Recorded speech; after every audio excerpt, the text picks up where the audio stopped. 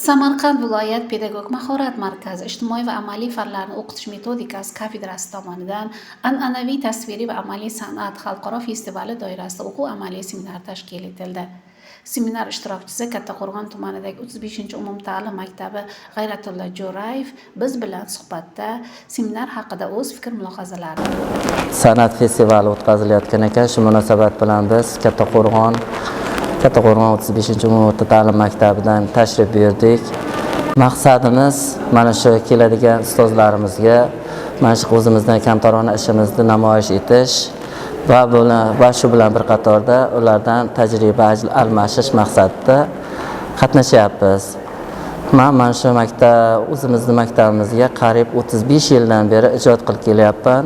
Mana shu ijod qilish jarayonida ham ta'lim bilan bir qatorda tarbiya berib va shu bilan bir qatorda kasb-hunarga ham o'rgatib kelyapmiz.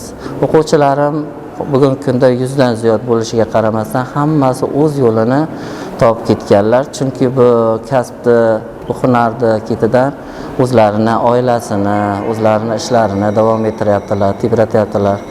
Maqsadimiz o'quvchilarimizga, bugungi kundagi yoshlarga tasviriy san'at yo'nalishlarini o'rgatish ham o'ziga yarasha mashaqqat talab qilinadi.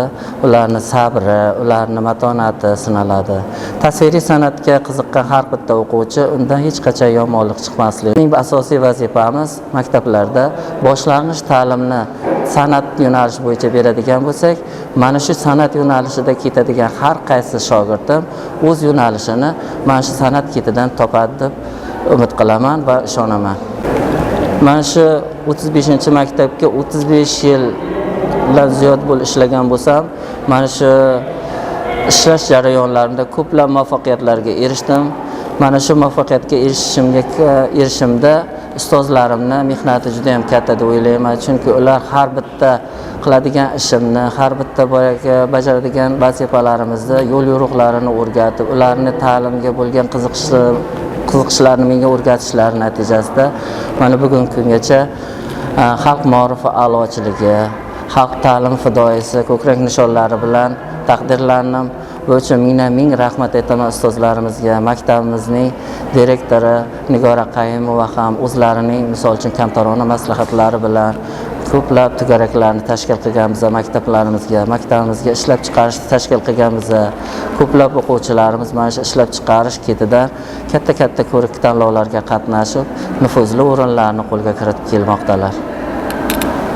Sidagi rejalarim asosan o'quvchilarimni barchasini oliy o'quv yurtlariga o'qishga kirishini va shu yo'nalishlari bo'yicha o'zlarining yo'llarini o'zlari topishlarini istayman va to'garaklarimizni yana ham kengaytirishni, bolajonlarimizni misol uchun 3-sinfdan qabul qilishni maqsad qilib qo'yganman. Chunki bolalarimiz qancha yoshligidan san'atga qiziqib borsalar, shunchalik ularni erta rivojlanishlari uchun sabab bo'ladi.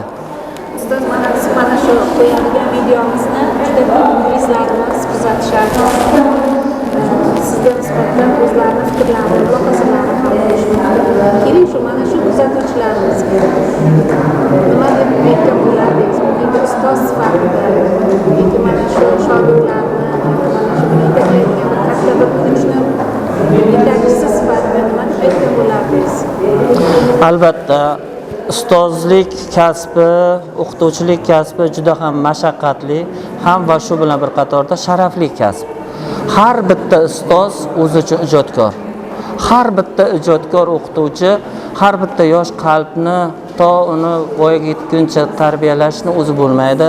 Meni maqsadim o'quvchilar mana shu ustozlarimizni, mana shu keladigan ta'lim beradigan ustozlarimizni qadriga yetishlarini xohlayman. Meni niyatim ustozlarimiz mana shu o'sib keladigan yosh avlodimizga mana shu bajaradigan hunarlarini, o'zlari biladigan hunarlarini mukammal o'rgatsalar, hayotda o'z o'rinlarini topadi o'ylayman. Har qaysi o'quvchi tanlagan ustoziga boradi. Chunki ularni misol uchun mehr topgan inson, o'sha insondan mehr topdimi, o'sha ustoz borini beradi. Hech qaysi ustoz yo'qki, o'zidagi borini boladan yoshirishga haqqi yo'q. Chunki bolani begonasi bo'lmaydi. Biz uchun har qanday insonning farzandi, har qanday o'quvchi biz uchun aziz farzand hisoblanadi.